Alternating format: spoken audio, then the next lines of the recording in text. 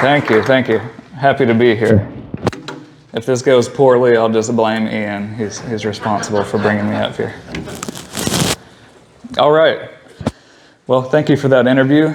I'll kind of just give a little bit of history of where we're from.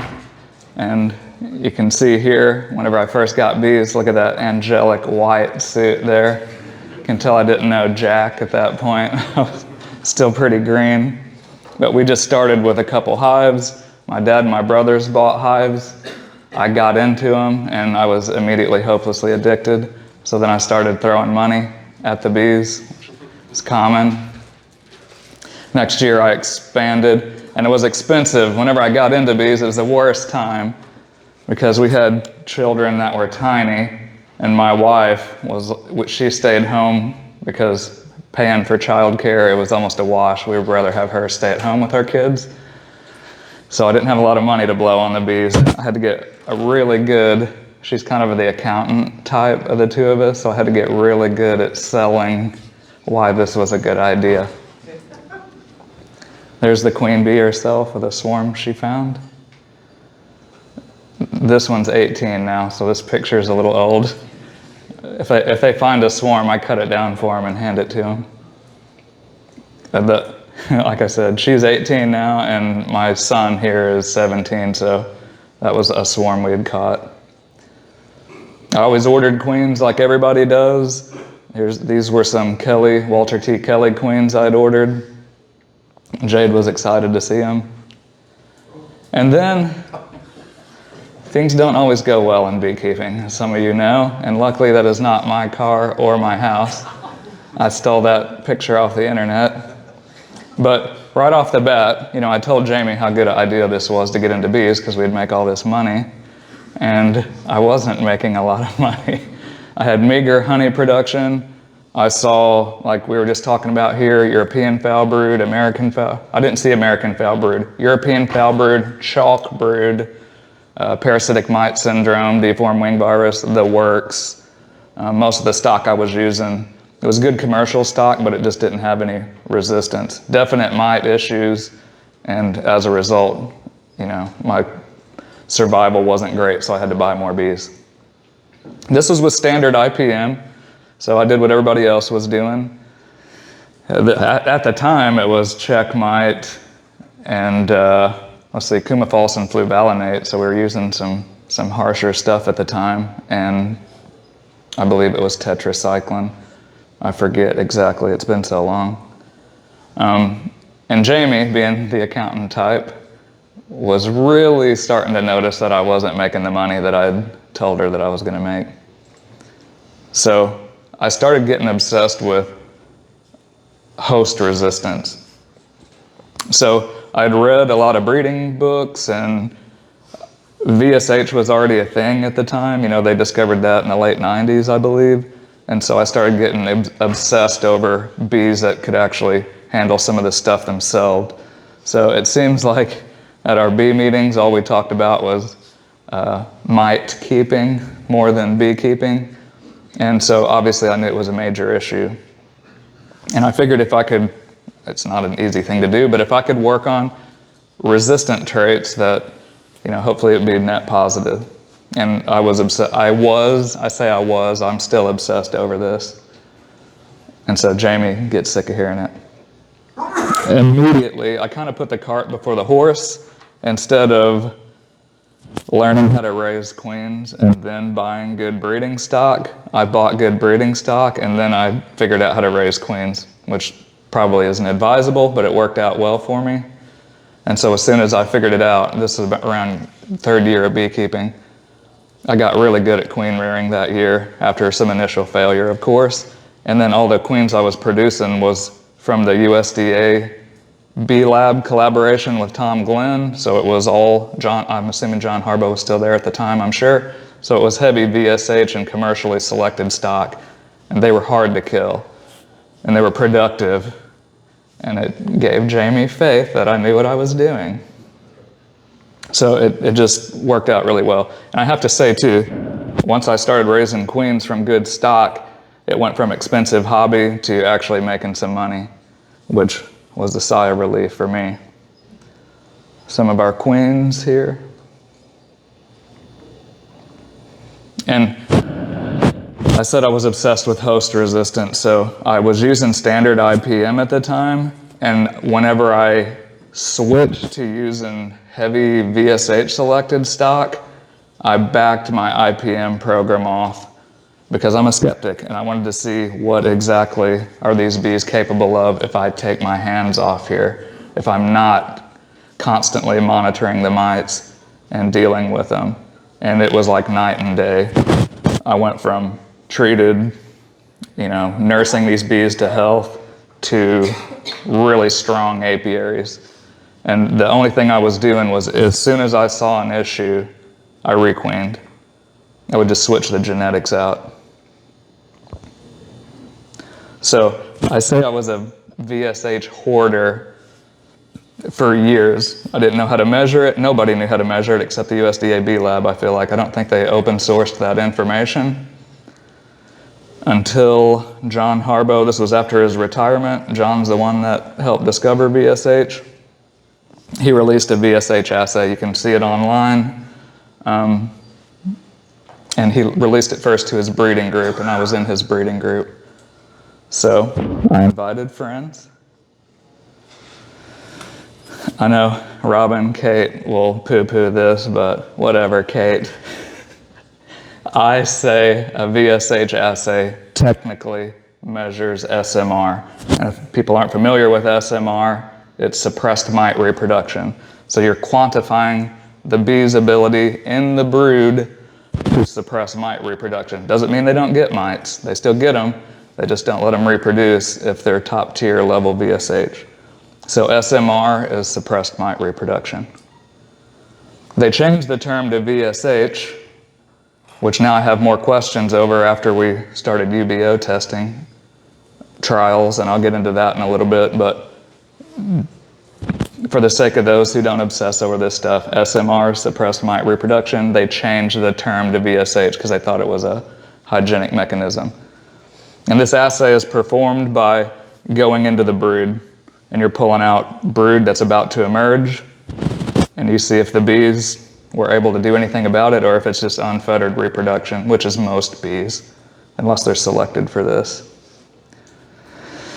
You need to invite friends because this is tedious work. Most people aren't going to want to do it. So you call your friends up and you tell them it's a fun beekeeping activity, which is a huge lie. But everybody's smiling here, so it must have gone pretty well. Bribed them with fig Newtons, I see. I did, yeah, fig Newtons. But there's more. Box seats at the rodeo. That helps get people to show up and look through tedious brood frames too. So on my left here, Erin Mullins. She was a state fair chair for Missouri State Beekeepers. She was one of our past queens. My wife, Jamie, to her left, and then Kyle Day. Ian knows Kyle. He's a program coordinator for Missouri State Beekeepers, and he was an ambassador too, so he was just a young kiddo when I met him. This is another group that came out. I like to invite people to come out and test. Because I get more data. The more data I've got, you know that, the better you can make decisions on breeding, and the more you learn. And some of them are skeptics. I love to invite skeptics out because they're probably the best converts if they don't believe it until they see it, and then they go tell others what they'd seen. So on the left, Eugene Makovic, he's the editor of American Bee Journal. Some of you may know him. Myself, Jamie, Kyle, Aaron, and Will Salmons. Will lives in Illinois around St. Louis, and he has always been interested in what I was doing. He's bought some of my breeding stock in the past, so this is a later photo. You can tell my hairline has receded somewhat through the years, but this is a Michigan group, James Lee, Matt Kobe, and Robert House. Just for some reason was driving through Missouri from Pennsylvania and texted me, and I said, we're testing. He wanted to come by and test too, so Robert got some hands-on here too. This is Matt Kobe, again, from Michigan. You can see these frames that I use. It's just a grafting frame, just something to, you don't have to have complex equipment to do this, but you need to be able to hold your frame and have really good lighting. That thing above his head, he's not using it, but those are pretty handy. It's got lighting and magnification in it if your eyes are not the best. And we're just shredding brood with fine forceps and quantifying reproductive mites and non-reproductive. So look how calm he is here. This is what's going on under the table. My wife found these little tiny kittens. I don't even have a cat. And she found these behind my bee lab. And next thing I know, I'm waking up early and syringe feeding this little cat that Matt named the terrorist. He bonded with that kitty. So this is us afterwards. Showing Aaron a frame of proper age pupa. So if you're doing a Harbo assay, you really want them past the purple-eyed stage for multiple reasons. If you grab them with forceps, they just vaporize, disintegrate if they're really soft when they're purple-eyed. And actually when they're purple-eyed is when that age of worker are addressing the issue. So if they're VSH or SMR, that's when they're doing something about it. You want to let them have an opportunity to act, and you also want to give the mites every opportunity possible to reproduce so that you can see what's going on. So we're just brushing bees off of frames. If you're starting to see a few nurse bees come out, that's generally a good one. They got to be past purple-eyed, starting to darken a little bit, which happens quick. I number all my bottom boards. That way, whenever we pull a frame out, you've got to number your frame. Otherwise, you won't know who it was that you just tested. This is a YouTube somewhat group here. So on the left, again, Eugene Makovic, editor of ABJ. Nathan Coleman from Duck River Honey, and the Summers family on the right. Natalie, Ian knows them, Chris and Dawn. So there's advantages and disadvantages to having YouTubers test. This was some video Nathan took. Well, that wasn't very nice of you. I actually didn't curse because I knew there was a camera pointed at me, but he added those just. So John Harbo emailed me actually this last week, and I think he updated this score sheet. So if you're nerdy and crazy enough to want to actually do this, you'll want to go to his website. I think there's a new version. If you Google Harbo Bee Company, he's got a whole new how-to, what you're looking for on pupa, how to score it. Because he's got two, I don't know what you'd say. There's separate ways of looking at it. So each column, there's a little bit of a contradiction in certain instances, which we found from just extensive testing, and he corrected that. So there's an updated version online, and this is a simplified assay. So, I mean, you could go overboard and uncap way more if you want to, but basically this is how you score it. So if you look at the top, or the far right, it's just simple. 1, 2, 3, 4 is 0. So if it's a 4, they should completely shut down mite reproduction. So you're still finding mites, but every one you find is just a lone foundress mite. She won't have babies. And then it's graded progressively. We have a lot of open-mated queens, a high percentage of our population that don't allow any mite reproduction. So basically you're pulling 100 to 200 pupa, and you're just documenting what you found. And then there's that website, harbobeecompany.com/measure-VSH if you want to check it out. Then, I didn't see this one coming, but Dr. Kara Wagner has a new test out. It just hit the market actually January. So we were in pre-production testing, I guess. And before she asked me if I wanted to test, I claimed that there would be a high overlap between VSH and UBeeO for this reason. Whenever I said earlier that if I saw a problem, I would aggressively requeen it with a VSH F1, all the time, that was my main management strategy of keeping my bees healthy. So occasionally I would see a colony that had a high level of deformed wing virus expressed, like you pull frames and you see bees with deformed wing virus. If I would switch that queen out, not clean them up with a miticide, which is probably a good idea, but just for the sake of curiosity, I just switched the queen out. Within 6 or 7 weeks, I would go back, 0 bees have deformed wing virus over and over and over and over and over. It was a repeatable phenomena. So I knew those bees had some form of resistance to deformed wing virus. Well, on Kara's work, she was saying overall, and I do have viral load data to back that up, that Randy Oliver had samples sent to him out of my apiary. Kara's work was saying the high UBO colonies have extremely low deformed wing virus on the colony level. Hygiene, below sensitive hygiene, like there's obviously, the way I looked at it, there's some kind of overlap. So I was stoked when Kara wanted us to test UBeeO. And you can see the frame here where it's all uncapped there. That's basically the concept. I predicted overlap with SMR or VSH. And UBeeO, some people may not even be familiar with it. It stands for unhealthy brood odor.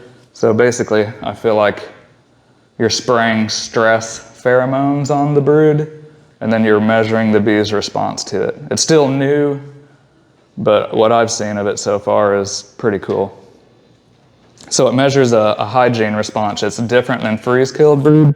Freeze-killed brood's typically a 24-hour test, and they're killed. So according to Kara, dead bees and stressed bees smell significantly different. And so this is a more specialized test, possibly more stringent in theory. We'll see as we continue to experiment with it. But it's a 2-hour test, not a 24 hours. So they got 2 hours to deal with it. According to her research, I can't say this, but according to what she's finding, she says it's more specific to mites than freeze-killed brood. Because I think Marla's work says freeze-killed brood may or may not equal mite resistance specifically. So I just stole this off Kara's website.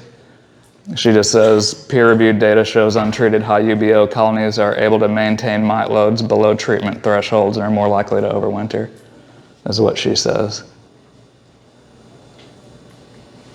So here we go, we're testing.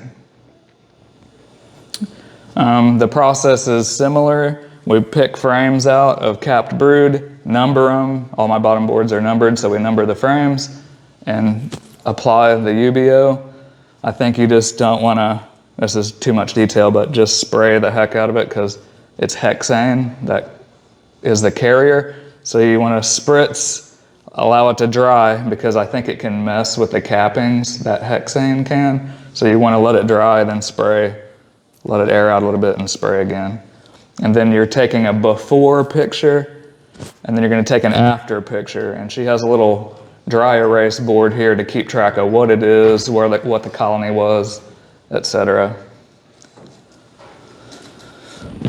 Take a pic. Stick it back in the colony. After it dries, put it back in the colony, and you've got to time stamp it like we looked to the minute, 2 hours each colony. And there was 3 of us, so that's another thing I hope UBeeO is everything I think it is, but we obviously have to test it more to find out, but it's so much faster than Harbo. Like you saw the size groups that I brought in for Harbo testing. We would do 35 samples or so in like a day and a half. Kara flies out of North Carolina, drives to St. Louis, drives 3 hours south to the middle of nowhere where I live, 5 months pregnant, and we test the same amount of samples that we did in a day and a half with me and Kyle and Kara, which knows what she's doing, obviously. So we did easily twice the sample size and probably less work, actually. And another thing is, with the Harbo, you have to have a mite load. If you just hit them with Amitraz or Thymol, it screws your results up because, you know, it wasn't your bees that suppressed mite reproduction, that was Amitraz. So it seems like Harbo and IPM are at odds, which isn't ideal, obviously, because you want good data, but you don't want to sacrifice all your bees or your pollination or your honey, for this data. So I'm taking one for the team here. But that's that I hope UBeeO takes off. And even, I think so too, like anytime you design a car and it's version 1.0, obviously there's going to be improvements and advancements. And even if it's not the end-all be-all, I think her approach is so unique that more scientists are going to study this and possibly come up with better pheromone combinations, etc. I think she kicked open a door that is going to really help the beekeeping industry, whether or not UBeeO is the end-all be-all. But I'm happy with what I was seeing. So after 2 hours, you pull the frame out and brush it off. And then you're going to take another picture. Nothing exciting there, me spraying. Another one of our frames, you can see that's what you want. That's basically almost a perfect score. I think there's one of the brood that didn't get uncapped, but that's my buddy Jeff. He has Riverbend honey that's up the road from me a little bit, and he comes and helps out. So this is a before and an after pic of a UBeeO frame that we tested, and 0 response. This is a UBeeO frame that's some response, which I can get into the weeds a little bit on this stuff, but I think there's overlap with VSH and SMR, but it's not the same. Like I had one breeder colony that was 100% SMR. They're not allowing reproduction. It looked like this. She didn't even respond hygienically. But then I've got to read it more in depth, but if you look at some of Fanny Monde, I don't know if I'm pronouncing that correctly, she's got some interesting work coming out that said there's like a brood effect that could be suppressing mite reproduction. So, I mean, it could be something like if the Varroa foundress feeds on the pupa and needs a certain protein to ovulate or a certain protein to reproduce, it could be something like that to where the bees physically are suppressing mite reproduction without the hygiene, which is why they changed the name from SMR to VSH. So it just leaves us asking more questions, but it's fine. I mean, I would be bored if we didn't have interesting questions like this. So this is kind of an okay testing, which is probably what most people are going to see. This is like an amazing score. And then you start seeing stuff like this. And whenever we started pulling samples and I was handing them to Kara, she just had this look on her face. I'm like, pop the champagne. This is going exceptionally well. And she's just like, almost looks concerned. And one of them we pulled out looked like this. And she's like,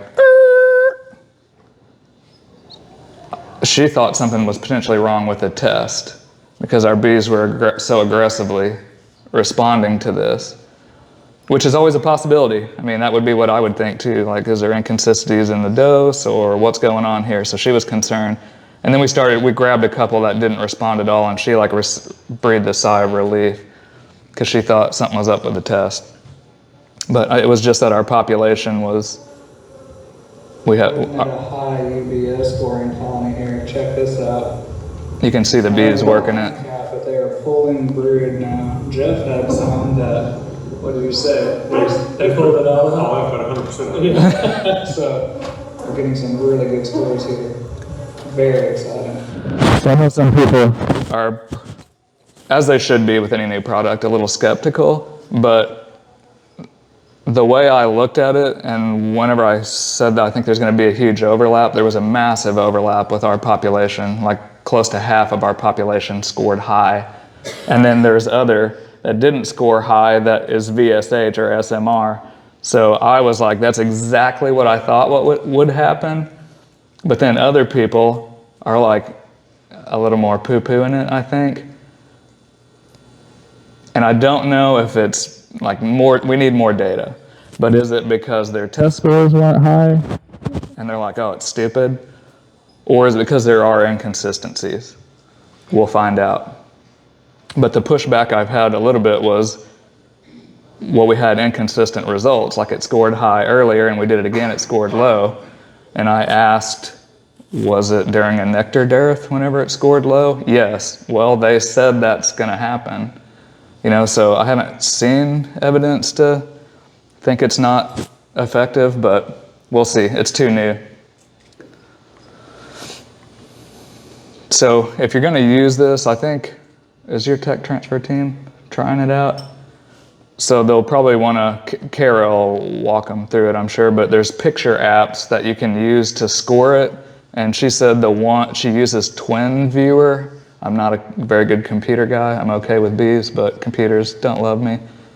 Twin Viewer is an app you can use, and she said there's free versions too. So, now this is from the comparison. If you're going to score them quickly, there's a visual counter app is what she called it, and it's free. So you can use it for scoring. If you're doing large sample sizes, you're not going to want to count all those manually, unless you have grad students or something you want to punish. I'm just kidding. Okay, comparison between the two. This is strictly, I've tested it one time, so take that with a grain of salt. But here's the comparison between the two. Cost, UBeeO is more expensive. They're getting the cost down, but it's more expensive. Harbo, all you're using is time and a pair of Amazon forceps and maybe a headlamp. So it's cheap. It's cheaper, but what's time worth? Because you're going to spend more time doing a Harbo. UBeeO, you're going to spend half as much time, maybe less than that, once you get going. Treatment timing. I mentioned that you need a mite load to get good Harbo or SMR scores. That is going to fight your IPM program, which is not ideal. But I'm a breeder specifically, you know, so I can get away with a little bit more. I'm not worried about having as much honey production, etc. Ours is, most of our money comes from queen production.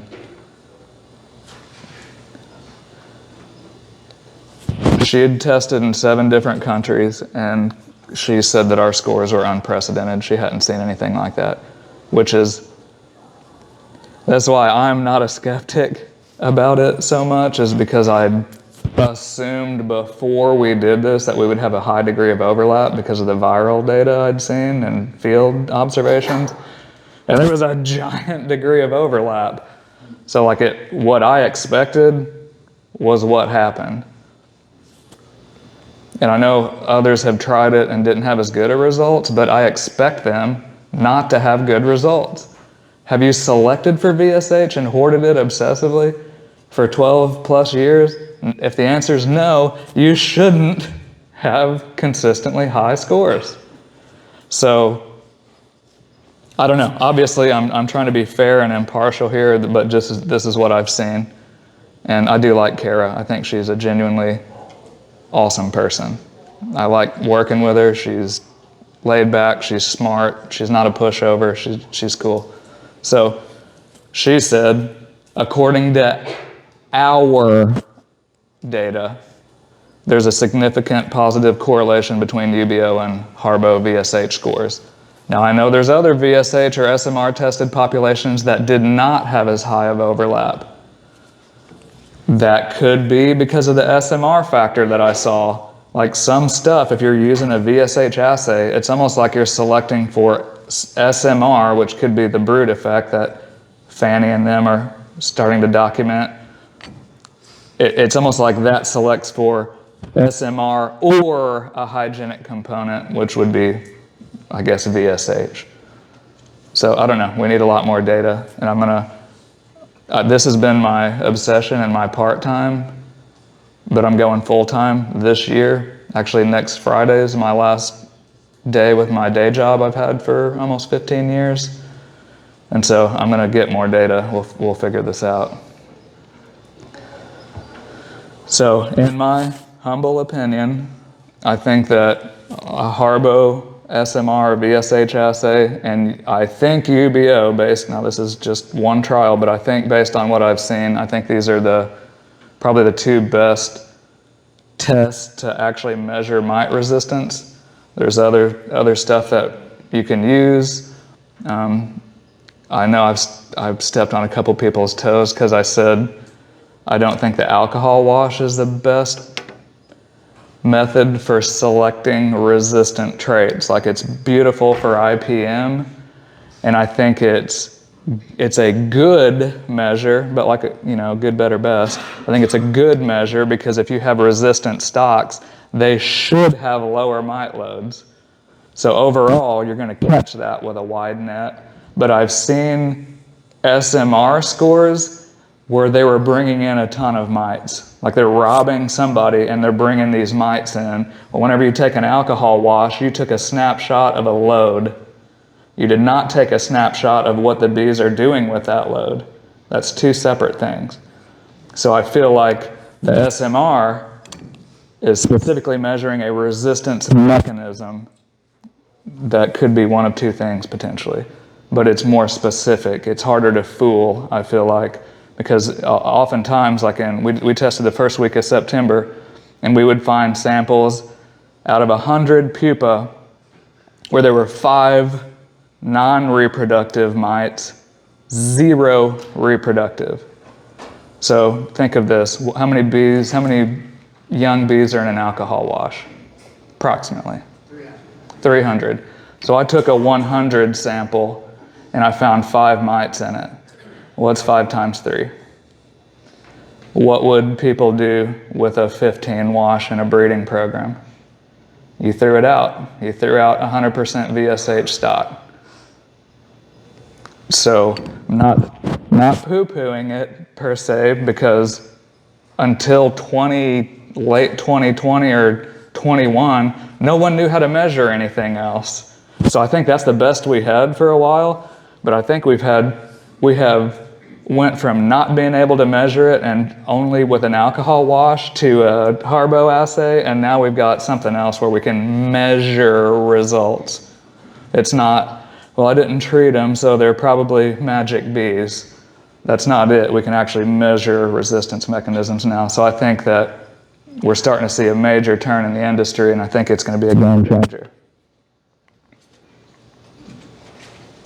Okay, for you who aren't interested in mite reproduction, I apologize for having to sit through that.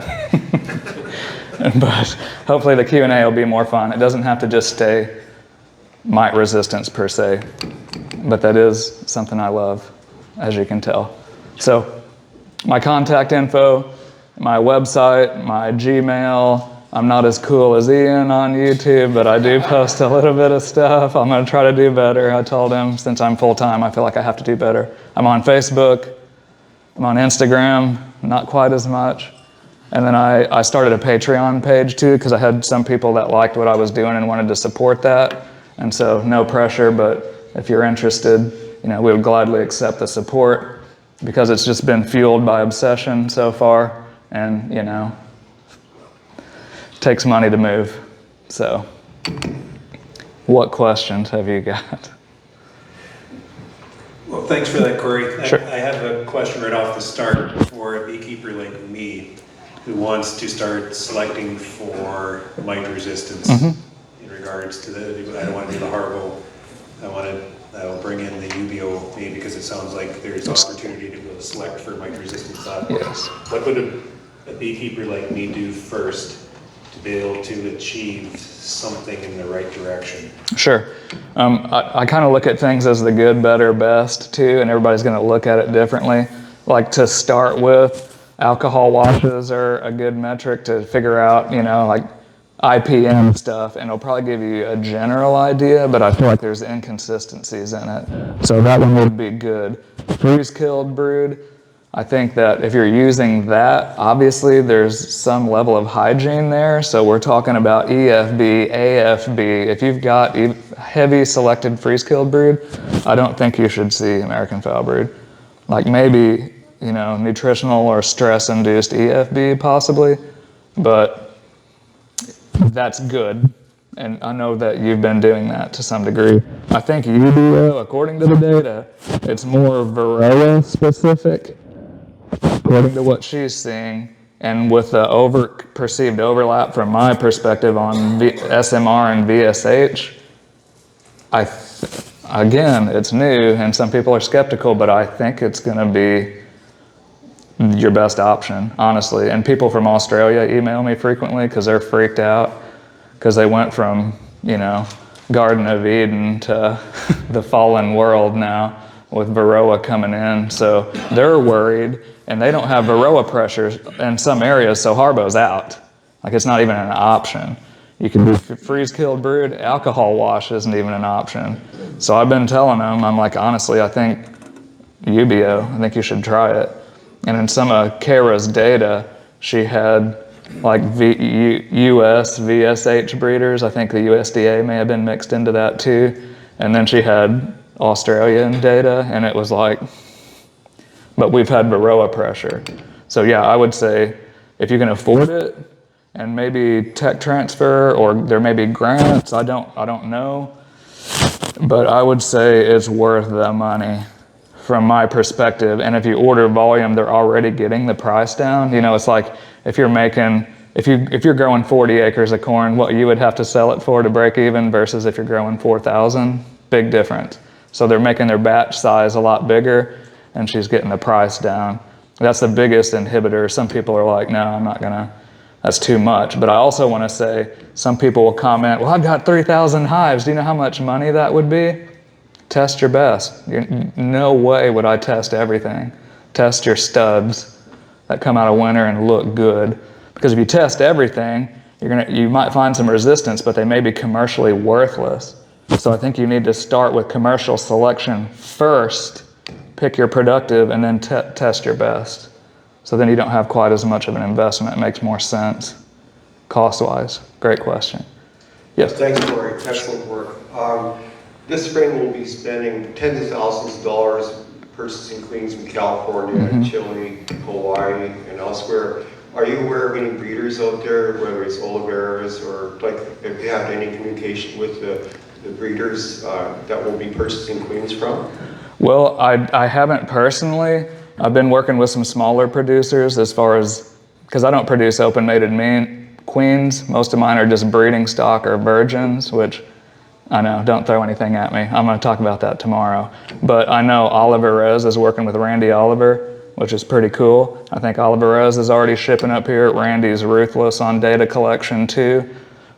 So I think you've got something in the works. I think he broke the ice, and I think you'll see more come from that. I'd talked about too having testing done to where I could potentially ship to Canada, but it's going to take a little bit to get through the hoops and DNA testing and all that. So I would say Oliver Rose right now. And I think he's offering maybe Hilo bees too, so some of the USDA VSH stock and some of Randy's. He's kind of got a little smorgasbord going. I don't know. I don't want to speak out of ignorance here, but somebody mentioned several different lines you could get from him. So if it was me, I would probably target that and capitalize on some of Randy's work. Yes? So you've been doing this VSH stuff for a little while. So I guess my question is more about how quickly you see those expressions lost in the cross and outbreeding. How quickly do those expressions get? That's a good question. And it depends, like all beekeeping questions, it depends. What it depends on is, are you selecting? Because if you're not testing and figuring out who your high performers are and grafting out of those, you're going to lose the trait frequency at some time, or at least it'll get a lot lower. So are you testing, or are you buying from somebody who's testing? That would be my two biggest questions. And, I like to do things myself, so, a lot of you are going to want to test. I would encourage you to do that. Start with something that is high expressing, because in years of working with VSH, not all VSH are created equal, unfortunately. It was kind of a sexy term for a while, I think, and so some stuff that was low expressing was sold as VSH, and I think it gave it a bad name. But I've seen some of the most productive bees. I've witnessed that were 100% suppressed mite reproduction. So it's just a matter of selection and getting bees that are commercially selected and tested too. So how quick does it? I don't know, because that's why I was hoarding at first, because of that. I couldn't measure it. I'm like, well, I don't know. Am I losing it? Buy more. My answer was just buy more. And some of the stuff I was buying, I could tell wasn't as high a VSH, just because I would withhold mite treatments and they would start to look raggedy. And the ones that are super high VSH expressing didn't look raggedy. The brood looked good, unless they were just shredding it, because there was a bunch of mites coming in. But overall, no deformed wing virus, no EFB, AFB, no problems. So I would start with something high that somebody's done the work, and then you need to keep selecting through your tech transfer team or your own grit, and then prioritize the high scoring breeders. So you cannot lose it. I think even with open mating, if you look at some of Marla's work, now I'm assuming the genes are similar, high gene, she was working with guys that were open mated queen producers, and they kept the high gene levels high, but they were testing. So I don't think you can do it easily. I think you have to keep selecting, but you can keep it. You don't have to lose it. And I think too, if everybody's using it, that selection won't be as hard, because all the drones all over the place are going to be VSH or carry that trait set. Another question? Yeah, I just want to know, have you noticed, is there any correlation between hygienics and honey production? So the more hygienic a bee becomes, does he produce less honey or produce more honey? Or is he also more aggressive or less aggressive? I don't think there's any correlation. In my opinion, now this is just what I've looked at. I've seen some that didn't produce well, and I've seen some that blow the doors off. I've seen some that you could work in a thong, and I've seen some that you better have pants on.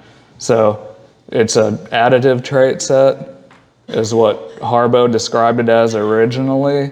I think it just strictly depends on what you're selecting out of and your breeding program too. So, I think the Hilo stock in Hawaii, the USDA stuff they were working on, showed slightly less honey production. And I don't know if that was because of what they were selecting out of, or if it was their approach to breeding. I don't know exactly, but I've seen both, so I don't think it's tied necessarily. Now, I will say, if you outcross with something unrelated, sometimes you'll get pockets of aggression for some reason. Like I outcrossed years ago with some of the Purdue mite biters, and man, I had some wicked hives come out of that for some reason. Like they seemed to be really mite resistant, beetle resistant, and beekeeper resistant. But the last time, because like I said, I couldn't measure it for a while, I was hoarding. Well, the last cross I made, and this was 3 or 4 years ago, was with John Harbo's stock, retired USDA bee scientist. And I got some pissy hives there too. Not like the Purdue, and it's weird too, it's just like a small subset of workers. Like you'll have 3 or 4 workers in your face, and they're not super stingy, and if you pull them out, they're not runny on the comb. The bees on the comb are calm, and you can sit and watch the queen lay, like they don't even carry her in there. But there's a small subset of workers that will just annoy you if you don't have a veil on. What's that? Maybe they don't like your thumb. That's it. It could be. It could be the color. Purple, maybe they don't like. I don't know. Yeah, so no, I don't think there's a correlation. I think it just depends on what you're selecting. What pressure you put on here is what comes out the other end. So, great questions, guys. Anything else? Okay, we got another one. Thank you. I really like your quote of starting with the commercial selection first. Absolutely. My question is related to consistency in testing. Would you test the same hive over and over again throughout the season, and maybe even through more seasons, to see if this trait expresses itself from the same queen for a length of time? I have with SMR testing, but I've only UBeeO tested one time, and that was it was like June 6th or 7th of last year. So I don't have enough data to make a claim on that, but I've tested breeders, like some of the breeders we tested this year, or were 2-year-old, so I had tested them the year prior to, and I don't see major inconsistencies. So, I don't know. I think with a UBeeO, one pushback I heard of inconsistency, and like I said, I pushed back on it, well, was your inconsistent score during a nectar dearth? Yes. Okay, well the manufacturer says you're probably going to get inconsistent scores then, and I have a theory of why that is. So think of it this way. I think this is why high UBeeO bees have a low viral load, is because they're detecting not just something that's infested, but something that's sick. So if you got a high viral load, you're sick, you're stressed. Well, UBeeO is like a stress pheromone, and you're seeing how the bees respond to that. So, okay, you're stressed and you're sick. What if everyone's starving? Everyone's putting off stress pheromones. How could they figure out what to do? So my theory on UBeeO is that's why during periods of nutritional distress, there's nothing coming in, they're all stressed. And that's why, too, you know, maybe it's all tied together, like EFB and stuff will pop up when they're really stressed because no one's doing well. And I'm sure in those periods of time you would get inconsistent UBeeO results. But I haven't seen it with the Harbo. Now, whenever I tested late season, it was August or September, and there was not a nectar dearth. So, you know, maybe I should test that right in the middle of July, whenever we're really hitting one where I'm at. But if I compare seasonal data early and late through years with the Harbo, it's no concerning inconsistencies. Yes? Yeah, Cory, one more question. So last night we had a THC meeting, and there was a lady that stood off and says, we need bees, we need packages, and you know, just like, and they're you know, just stressed out there. But here in the province we're starting a Manitoba Queen Breeding Association. We're trying to have a collaborative process, and I encourage every beekeeper, we should start doing, you know, self-sufficient. I mean, to be a 100%. beekeeper means to raise queens. Right. If you're not raising queens, you're part of the problem, not the solution. Yep, I don't think you need bees. You need bees that don't die as much, and then you don't need bees. And so if you start through the tech transfer program of selecting stuff that is really resistant and then producing off of that, you're self-sustaining then. You're not as reliant. And I'm not going to say you never will have a terrible year or want to bring something in maybe, but I don't. I mean, I haven't. All I would bring in is a sample of breeding stock, you know, and then raise queens. Yep, totally. I completely agree. Yeah, just a question in regards to supplemental feeding. Do you still see the decreased effect of the UBeeO when, like, we have a June dearth where we're supplemental feeding a lot of times with pollen and with sucrose? Does the UBeeO still have a decreased effect at that time? I can't. I like to speak from experience rather than theory because they're typically two separate things. I don't know. The only thing I have to go off of is that Kara said whenever they're nutritionally stressed, you're going to get inconsistent results. And I also know that if I'm queen rearing, like my queen production will follow the bell curve of my nectar and pollen availability. That's when they want to raise queens because they're going to raise the best ones then. Well, I know I can't outfeed Mother Nature. It's just impossible. You know, I mean, you can offset it to where it's not terrible, but you know what I mean. It's not like you can just simulate a flow or simulate that. You can kind of fill in the valleys. So you could probably offset that, but I still would really want to get data whenever there's good nutrition coming in. That way your data's tight. But I mean, test it, because how are we going to know if nobody tries it, you know? So I plan on doing some dearth testing and this year too, because I've got a ton of it in my freezer. I kind of, whenever I get hung up on something, I want to know as much as I possibly can about it. And yeah, we're going to be doing lots of UBeeO testing.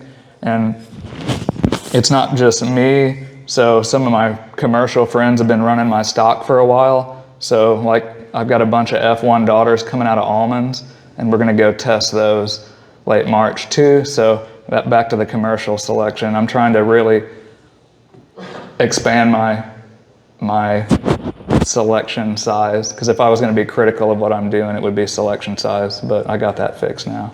So yeah, I would say as far as nutrition, I would avoid nectar dearths, but it'd be cool to hear some data from somebody that tried it out. Good questions. Anybody else? All right. Thank you so much.